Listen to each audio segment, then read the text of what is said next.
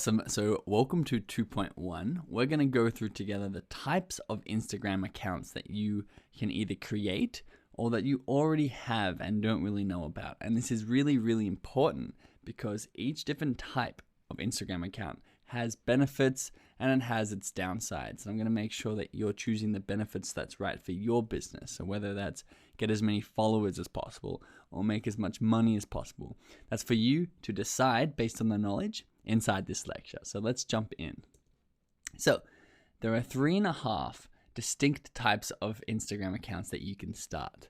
I say 3.5 because it's basically 3, but the half, as we're about to go through together, is going to be the little hack that we can use in order to get the best out of, or the most out of Instagram, meaning we can take more than one of these account types and use it to our advantage so we're getting the best out of each account type without really having any downside. I'm going to show you exactly how you can do that for your business. So the 3.5 account types are 1, a personality Instagram account, 2, a brand or business Instagram account, 3, a themed account, and 3.5 is the hybrid account. So let's jump into some examples of what each one of these are. So a personality account means that you are the face and the focus. It's built up around you and it's built up around your personality, or someone's face and someone's personality, if not yours. So you can see Luka Doncic is an NBA player. He plays basketball at a professional level, and people follow his Instagram account to get updates from him specifically and to see his personality, to see his face, and to see what he's doing day to day. Nikki French, I'm not 100% sure who she is, but she has a personality account. So if she's an actress or if she's a model, she'll be posting content about herself, about Nikki French, about what she's doing that day, about the project she's working on, and people follow her for that reason. A brand account is your brand and your products are the face and the focus. So you can see a very easy way to distinguish between the two are the types of photos that they have. You can see these two brand photos are both logos, where the personality accounts were both people's faces. And we're going to get into the more detailed stuff in just a second, but I want to give you a broad overview first. So your brand and your products are the face and the focus inside a brand or business account. And your content type is obviously going to be around your niche. So if it's Nike, it's going to be around sport. It's going to be around the brand of Nike and the clothing that they wear, the product, the shoes maybe. And it's going to be specifically in your niche, your brand, and your product. Audi, they're going to be around the automotive industry. It's going to be talking about cars. It's going to be talking about their technology in their cars. It's going to be talking about people who drive their cars. It's going to be very focused inside that brand and inside that business. The third type of account is a themed account. So an overall consistent theme is the focus. So the content type, again, is going to be consistent with that. It's going to be either in a theme or a trend. So here are a couple of examples of that. One is travel and leisure. So travel and leisure could be a Instagram that is themed around just travel and themed around holidays and destinations that people want to go. It's not specifically a business. It's not specifically a personal account, but it's actually around a theme that people like. So such as holidaying or traveling. Cats of Instagram is another good one. This theme is not a business. You know, cats aren't a business. It's not run by a business in the cat industry, but it is around something that is very well liked. A lot of people want to see that sort of stuff. They want to see their cats on their Instagram. They want to see cute cats. And their content type is going to be specifically around cats, and maybe they're going to branch out into other animals. But that is a themed account. Now, a hybrid account, which is very important, is a blend of any of the previous 3 accounts, which means you can see you have Lewis Howes here, who is a great example of this, and we're going to show you exactly why, and we're going to show you sort of the content that they post and what makes them a hybrid account. But Lewis Howes posts a lot of viral content, a lot of quotes. He posts a lot about him. He posts a lot about his products, and he's blended the 3 of these accounts together in order to create an account that takes the best out of all of these worlds. And we're going to have a look at what are the best out of each of these worlds in just a second. You can see my Luxury Freedom Formula brand is a business account at heart, but I'm posting viral content. I'm posting personal content in order to have people trust me and like me and come through and be more likely to find my account and buy my products, because I'm using the hybrid strategy where I'm mixing a mixture of the 3 account types. So in order for you to really know what's at the core of your account, because we're going to make sure that you're building a hybrid account, and if you don't want to build a hybrid account, then then you need to choose what sort of account you are. But I'm going to show you why you want to build a hybrid account and why it'd be silly to build anything but that. And you still need a core of your account. So Lewis Howes at a core is a personality account. My account at a core is a business account. You can have cats of Instagram and you can start to build a business around that, but at its core, it would be a themed account. So in order to choose what is at the core of your Instagram account, you really need to know what is the value of an Instagram account. What makes your Instagram account valuable? So what actually determines the value of your Instagram account is literally correlated to the amount of money that you can make from that account. So we're going to jump into this in a whole new module, but we have to introduce that here, because if this is the foundation of your account, you need to know what the end purpose, the reason why you have an Instagram account, the value that you are wanting to create with that. You need to make sure you're clear on that, so you can put that into every step of the way. Every building block we put into your Instagram account has that in mind. So whether you sell products, maybe you're creating your own brand and you're selling your own clothing, or you're selling your own services, but you've created a product and you're selling that. That's a way that you can make money from the account. Whether you're selling advertising space, if you're building up an account, like a themed account, like the Cats of Instagram, someone can come in and say, hey, I'll give you $5,000 to post about my account. And therefore you're selling that advertising space on your account to the audience that you built up. And that's another way that you can monetize your account. Or you could be doing affiliating. So instead of someone saying, hey, I'll give you $5,000 to post this about my account, they might say, if you promote my car brand, say I'm Audi, and you sell a car, I'll give you 50% of our profits. So you may be making $2,000 to $3,000 per car that you sell to your list. And that's called affiliating. So selling someone else's products or services for a commission. So what actually determines how much money you can make from an Instagram account? Doesn't matter which one of these ways that you're actually making the money. There's 3 factors that determine exactly how much money your Instagram is worth. What is the value of your Instagram account? And that is followers. How many followers do you have following your Instagram? The reach. How many of those followers actually see your content? It's very important. You can have 100 million followers, but if only 500 people see your content at any point in time, you're not actually worth that much money. You're not actually that valuable. And affinity. So how strong is the relationship with your followers? Meaning how many of these followers are going to take action and follow your advice when you try to sell them something or when you promote something to them. It's called the affinity, which is very, very important. So a quick example of this is there's 3 accounts, 3 Instagram accounts down the side on the left. So you've got Instagram account A, B, and C. And each account is going to try and sell this $10, looks like a corn cob or bowl of corn in a cloud shirt for $10. This is the promotional product that they're going to try and sell to their Instagram account. And the first account has 1 million followers, A.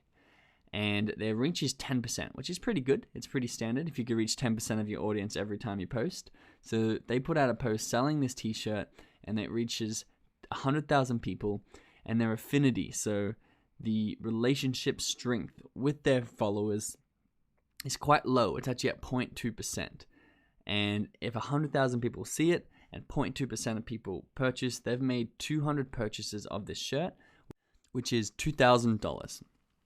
Now, account B have the same amount of followers, but they have an increased reach. So their post actually has 20% reach and it reaches 200,000 people. Now, inside this course, we're going to teach you how to increase not only your followers, but your reach and your affinity, because we want you to build a very high, valuable Instagram account.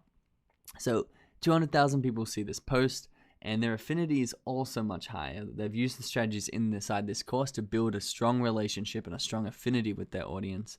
And instead of 0.2% of people, 1% of people actually purchase, which is actually still pretty low, 1% affinity, which means they've made 2,000 purchases, 2,000 sales at $10, which is $20,000. So they've sold 10 times more. They've made 10 times more profit by just making sure they're not just focused on followers, but also reach and affinity. And we can do this through account types, making sure your account is the right type of hybrid, and you can increase your reach and affinity using these account types. Because the third one is a really good example, especially if you're a beginner or you're just starting to grow your account. You can see you don't actually need to have that many followers if you're got a high reach and high affinity with your audience. So if you have 50,000 followers on Instagram and you reach 10%, it's the same as account A, and 10% is pretty standard, pretty low reach, and 50,000, pretty low amount of followers. It doesn't have to be 1 million followers. So you're only reaching 5,000 people. 5,000 people see it. But if you've worked really hard on affinity, which you can do through building a hybrid account, you can actually get an affinity up to 10%. And so for this example, we've used 7%, which means we'd have 350 purchases, and we'd make $3,500 from selling this one t-shirt in one of our posts, which means we've actually outperformed the account with 1 million followers. So this is why it's important to make sure we choose the right account type for us.